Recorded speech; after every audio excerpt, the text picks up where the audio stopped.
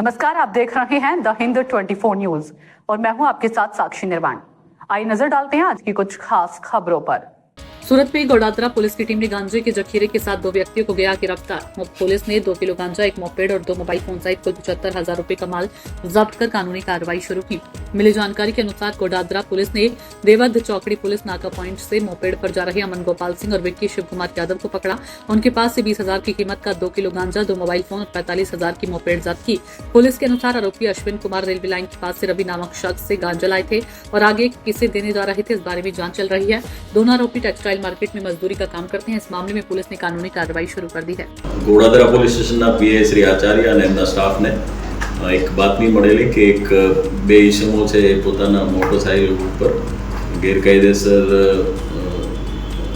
ગાંજો લઈને નીકળવાના છે, જે સંદર્ભે તેઓએ દેવત ચોકી પાસે વોચ રાખી અને માણસો ગોઠવેલા, જે સંદર્ભે જે બાતમીવાળું વર્ણનવાળું મોટરસાઇકલ સ્કૂટી નીકળતા એમને ચેક કરતા એમાંથી 2 ઈસમોના કબજામાંથી 2 કિલો જેટલો ગાંજો મળેલો છે, જેની અંદાજે કિંમત 20,000 અને એમની પાસેથી 2 મોબાઈલ અને જુપિટર સ્કૂટી એ સાથે 75,000નો મુદ્દામાલ પોલીસ દ્વારા કબજે કરવામાં આવેલો છે।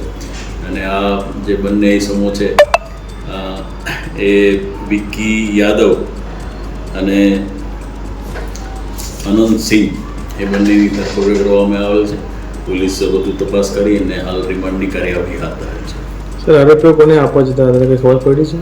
આરોપી એ હજી આ તપાસ પોલીસ કરી રહી છે। રિમાન્ડ દરમિયાન ખ્યાલ આવશે કે આરોપી એકચ્યુઅલ કઈ બાજુ ને કોને આપવા માટે લઈ જતા હતા। જે એમનો જે એમને મેળવેલો હોય અશ્વિની કુમાર પટેલની જે રેલવે લાઇન છે ત્યાંથી રવિ નામના એક ઈસમ પાસેથી આ મુદ્દામાલ મેળવેલાનો હોવાનો હાલ હકીકત એવો પાસેથી જણાવ્યું। તો ઝડપાયેલા આરોપી વિરુદ્ધ કોઈ ગુનાહિત ઇતિહાસ છે કે એની તપાસ થઈ? શું કહ્યું? આરોપીની ગુનાહિત ઇતિહાસ? આરોપીનો કોઈ ગુનાહિત ઇતિહાસ નથી। પોતે બંને ટેક્સટાઇલ માર્કેટમાં મજૂરીનું કામ કરી રહેલાનું જણાવેલ છે। देखते रहिए द हिंद 24 न्यूज।